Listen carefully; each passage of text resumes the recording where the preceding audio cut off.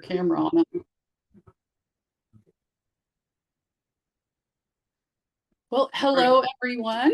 I hope you are all doing well and that you had a good yummy lunch and maybe took a walk and are enjoying some lovely weather. I just wanted to pop in for a little while and give you some updates on Canvas because Canvas has been doing lots of interesting things over the last several months. Some you may have noticed, some you may have not, some that you might want to incorporate in your classes for the fall. All right. Okay, so without further ado, let's go ahead and there we go. So what's new in Canvas? So they've added some assign to functions to modules and pages. There's a new screen capture option within SpeedGrader. The message who functionality has improved just a little bit. There is now also a smart search and a discussion summary. The students can also now download content for mobile offline interactions. And if you're a Canvas Studio user, then you have automatic publishing of your captions, automatic creation of those captions as well. And then we now also have Lucid as a product in the Canvas environment. So the Assign To feature is probably one of the most interesting additions to Canvas. For the fall, this rolled out in July. And it has really, it's been a bumpy road. I'll be completely transparent. It's been a little bit of a bumpy road. The Assign To function, you can now assign modules to students or to the entire class.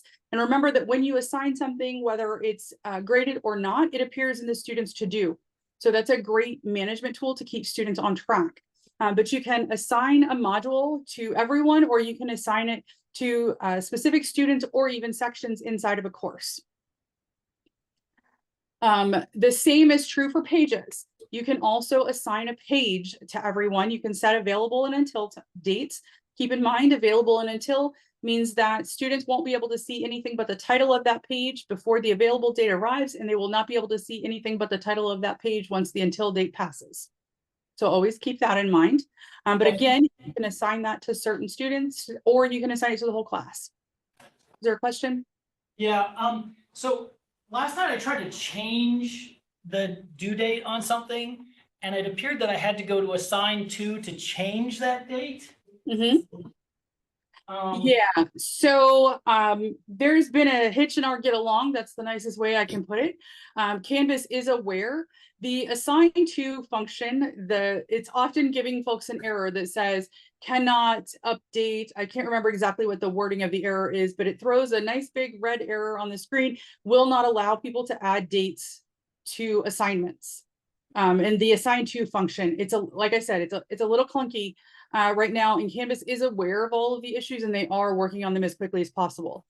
In fact, I just had to upload all of the faculty in grad term 1 and undergrad term 1, giving them an additional scope of permissions so that they could all do the things that they needed to do in their Canvas courses. It sounds like I'm probably going to need to do that with the folks at Ringe as well.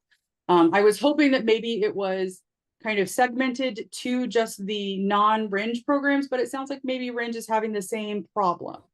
But I went and spot checked a couple of Ringe courses and I saw dates were in there for the fall. So I thought, okay, well, maybe they aren't having the same problem. But Shelly, if you are having the same problem, let me know. Well, it let me enter the date, but then after it's entered to change it, it wouldn't let me. No.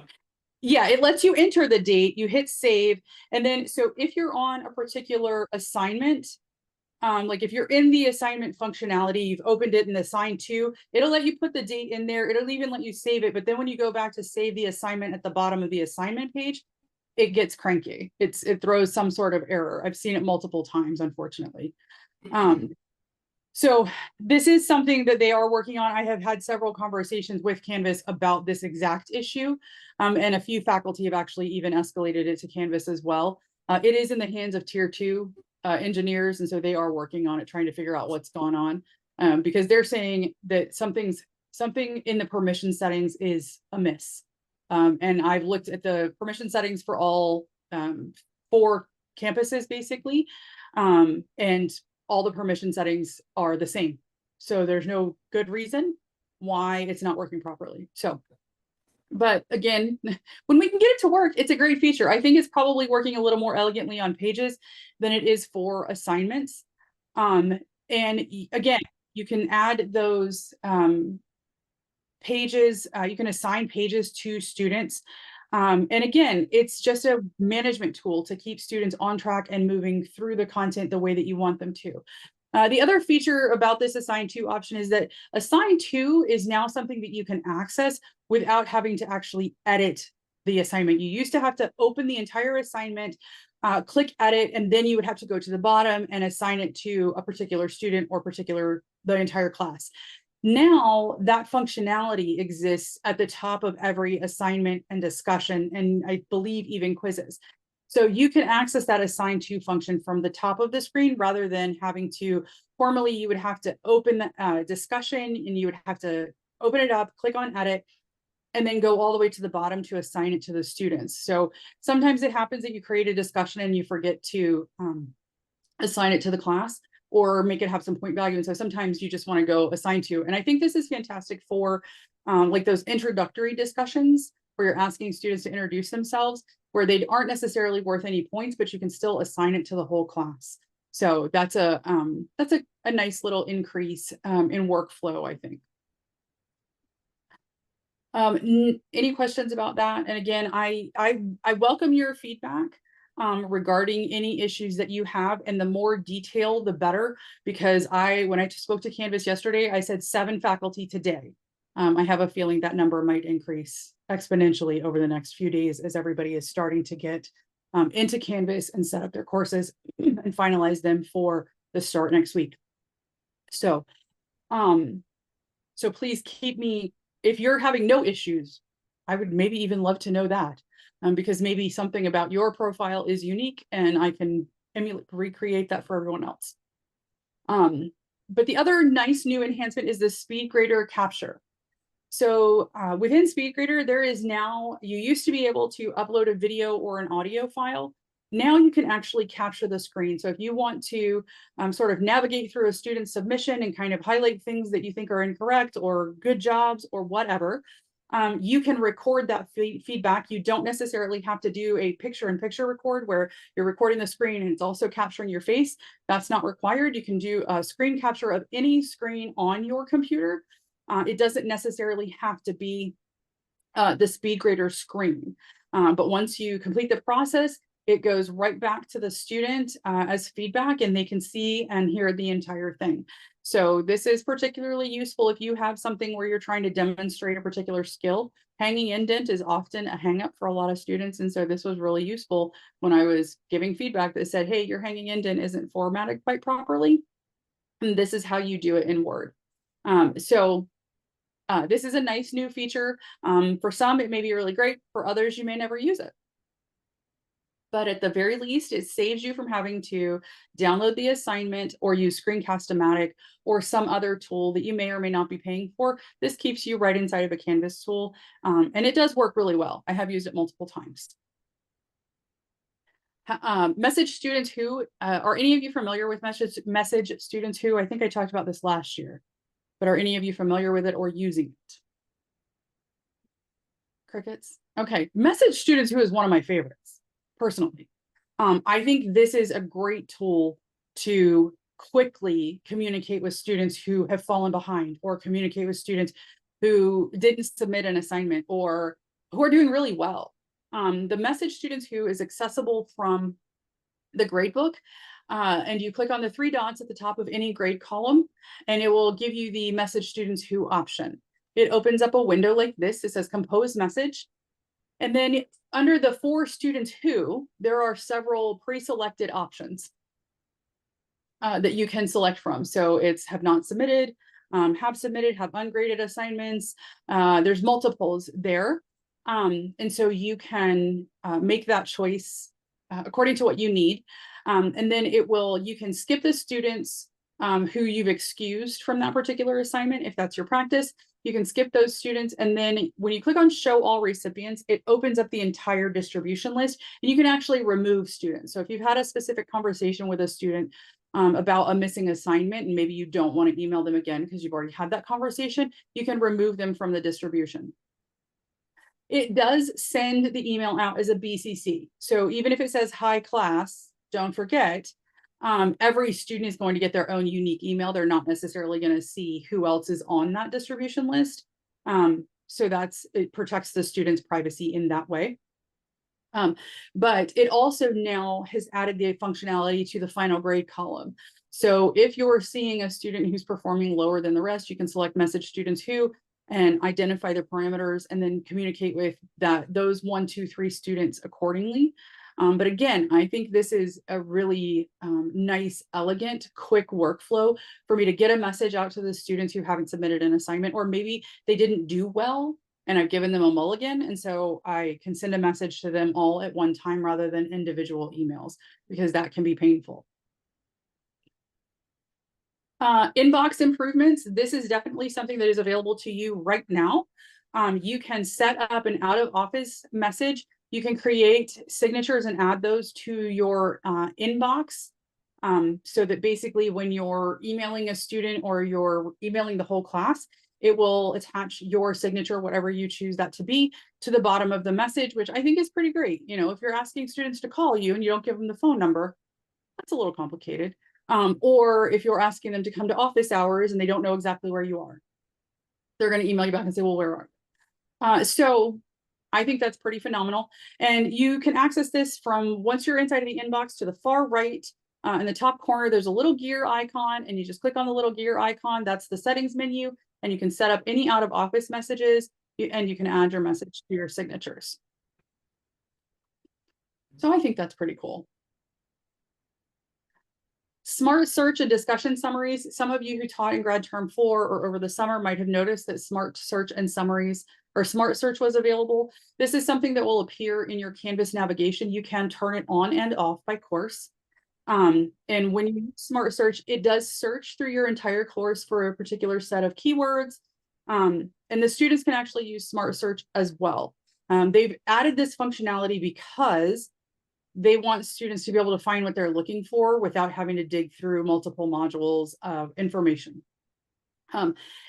It works so. I have a love-hate relationship with Smart Search.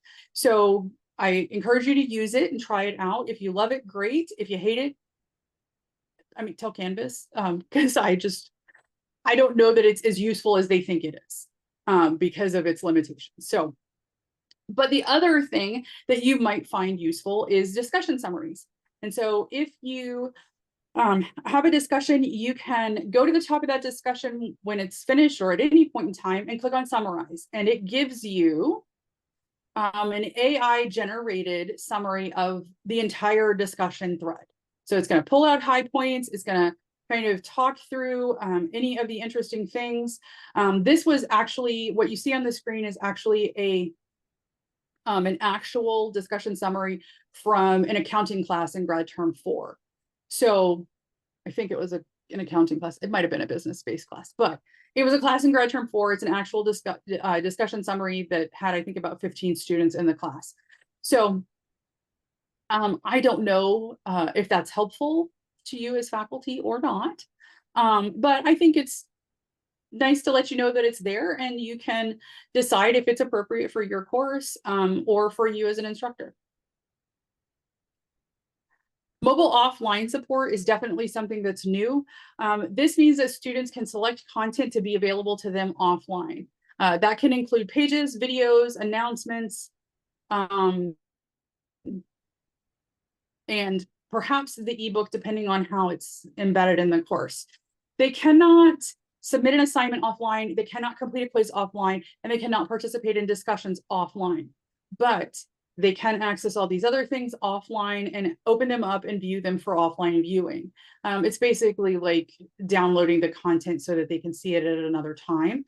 And that might be useful for a student who is maybe going up into the mountains for the weekend and they've got no internet access. They want to be able to read through class notes or something of that nature. So I expect that the mobile offline support will potentially increase over the next year or two because competitors have offline support that allows students to actually complete quizzes and submit assignments offline. And then as soon as they're connected to Wi-Fi again, it all automatically processes and uploads. So maybe not test taking, but perhaps assignment uploading may be something that's available offline.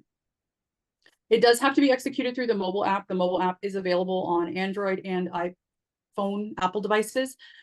So there's no reason that a student can't access it unless they have opted to not have a smartphone. If you're a Canvas Studio user, there is now an auto publishing of captions, which I think is phenomenal. So anytime you create a video, it will auto generate your captions. And if you go into your personal settings and select auto publish, then it will automatically publish those captions. Within Studio, you can certainly edit those captions, and I do strongly encourage you to edit your captions just so that the words that you're saying are the words that appear on the screen.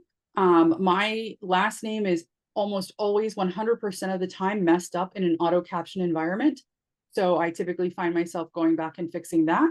And then apparently sometimes I get what I affectionately refer to as peanut butter mouth, where my words don't exactly enunciate well, and I have to go back and fix those in captioning as well. And you can remove any ums that you might have put in there as well. So just be aware that the captioning feature is there.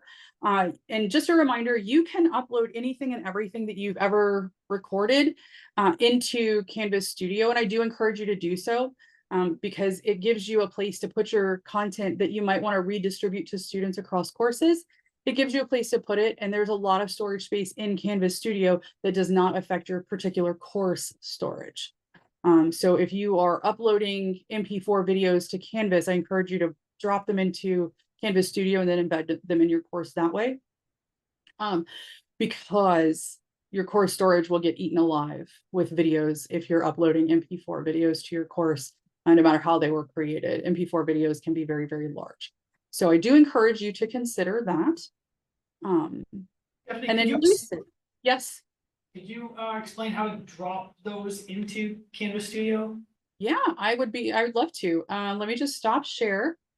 Let me go find a Canvas window. I'm going to go into one of my courses. Let's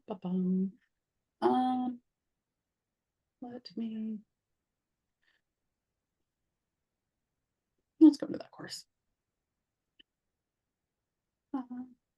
I'm going to share this guy. So when you're inside of Canvas, whether you're in your Canvas course or you're in the dashboard, you can click on Studio. There are a lot of videos. And you can click on Create. And so add media is the process you would take to either upload, or you can actually paste a YouTube link in there as well. The beauty of pasting that YouTube link into Studio is that it strips away all the advertising gunk that exists before, during, and after. So you might want to pull your YouTube video links into here, but you can upload your MP4 files just through a basic browse, find, and upload. It can take a little longer sometimes depending on the size of the video. I've had faculty who have uploaded videos that are an hour long, and it takes about 15 minutes to get kind of fully uploaded. But yeah, you can easily upload any of your media that you've already got in existence, or if you happen to have put your content out on YouTube, you can put those YouTube links in there. If it's on your private YouTube channel, you're probably better off to download those videos and upload them into Canvas Studio versus connecting via YouTube, because it will probably give you an error that that's a private channel and you don't have permission to view it. Awesome. So, thank you. Yep. So that's how you would use that.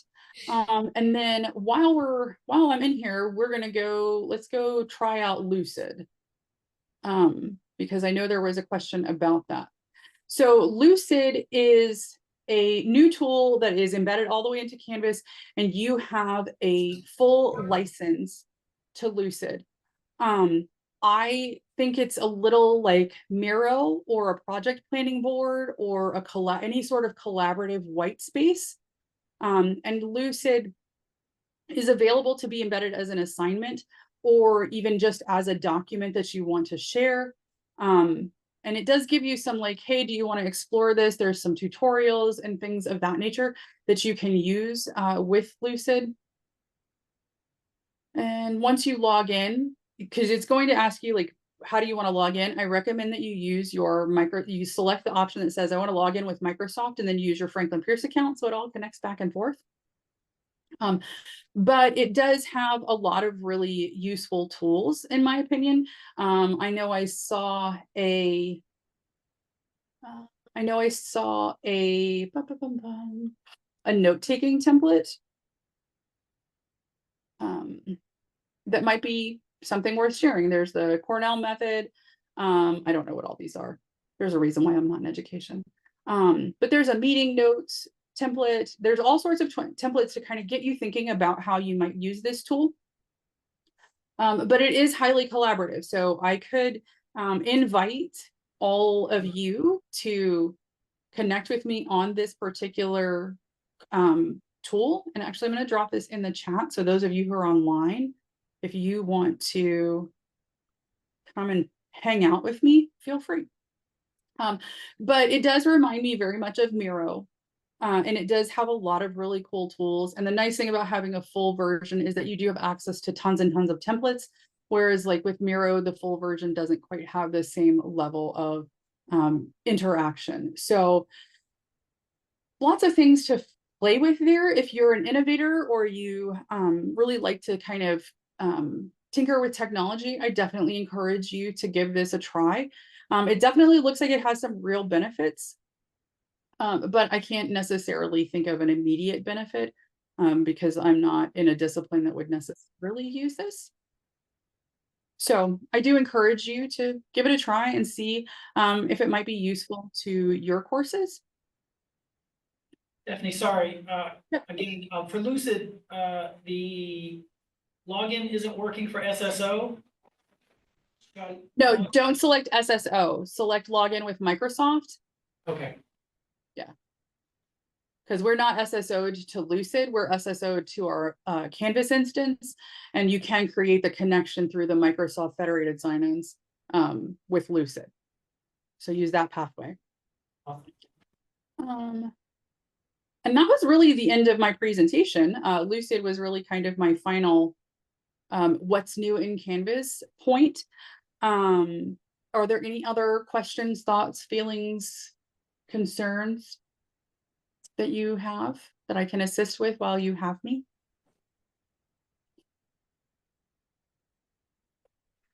Stephanie, I have a question. I've never taught in Canvas before. What would be your recommendations to get some basics on Canvas? My recommendation would be to tell me your name or have somebody type it in the chat, and I will add you to a training course. Okay, it would be great. And then, yeah, if you need some one-on-one help, you can submit a help desk ticket and that'll come to me and I'll schedule something and we can meet one-on-one. I think for beginning, like a tutorial course, it would be enough. Please send it to me. Victor Fiatilactor, Victor FEOR, and you'll find me. Okay. VICTOR. Thank you. Okay, thank you. Yep, I will make sure that you get put in there. Any other questions? Could you also send it to me? Yes. Hi. Hi. Hi. I'm trying to fix your problem, I promise. For those of you who are in the room and online, have you attempted to edit any of the dates in your Canvas courses at Ringe and run into any errors, or are you still kind of like, no, I'm not doing that yet? That's a weekend problem. Which I would. I haven't seen anything bad. I think it's been working. Okay. And again, it doesn't make any sense to me why it's working for some and not for others. I have no really good insight except for the fact that, you know, it's cranky. That's the nicest thing I can say. But for those of you who are faculty at Ringe and are struggling to get dates entered, please do submit a help desk ticket so I can start to kind of keep a running tally. If we start to notice a bigger problem at Ringe, I can pivot quickly and get you all the additional permissions that you need. Because I had to actually give everybody an additional role in Canvas in their courses to make it function properly. It's a really terrible workaround that I don't want to have to do every term from now until the end of time. But it might be a good solution for Ringe as well if you all start to encounter that issue. So Any other questions? So I want to add Pearson to Canvas. And also the grading system also from Pearson grading, then I need to like synchronize it to Canvas. Do I have to do a one-on-one meeting for that? What is it that you're connecting with Canvas? Pearson, I'm Oh, doing. Pearson. Yeah. My Labs? Yeah. Yeah, no, there is a Pearson My Labs that is fully integrated into Canvas. You just need to access that link in your course and connect the two courses together. So the Canvas and the Pearson course. Okay. If you need help with that, please do submit a ticket and we can meet one-on-one and walk through it. Okay, thank you. Mm-hmm. If you're new to Canvas, one thing that's really helpful is just to ask other people to show them your Canvas page. Okay. Everybody does it differently, and then you'll look at some and you're like, oh, I really like that, how did you do that? And so just wander down the hallway and ask, can I see your Canvas? Because everyone's happy to show it to you. Stephanie, just so you know, I just emailed Victor and Kanchana your name so that all the spellings are okay. Because Thank they're you. all complicated names to spell, and as you know, people misspell your name, Stephanie, all the time. All the So time. I just thought that would facilitate things, so. My name, I think, is actually, I think it's finally spelled right in the directory. For a while, it wasn't. So So, but yeah, no, I would be happy to add the two of you, and anybody else. I think it's an open course. If it's not, I'll make sure that it is. But yes.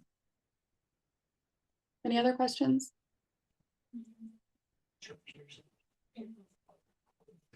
What about you guys online? You doing okay? Great, thanks so much. Excited? Excited? Yeah. Well, all right, my friends, as always, if you have any questions, please do submit a help desk ticket. That's the fastest way to get help because my inbox is out of control. And if, of course, if you have any questions, just always submit a ticket and I will get to you as soon as I possibly can. I try to get to everybody at least to let you know that, hey, I've got it and I'm working on your problem, or to let you know, hey, let's connect within 24 hours and 48 hours on the weekends because I have a life. So, but as always, my friends, it is lovely seeing all of you, even the little faces in the ideal room. I am happy to see all of you, and I hope that you are all happy to be back. And I'm looking forward to a great fall and a great 2025. So have a great day, everybody. Thanks, Thank Stephanie. you, Drew. Bye. Yeah, Canvas is like hard at first, but then once you just see different ways of doing it,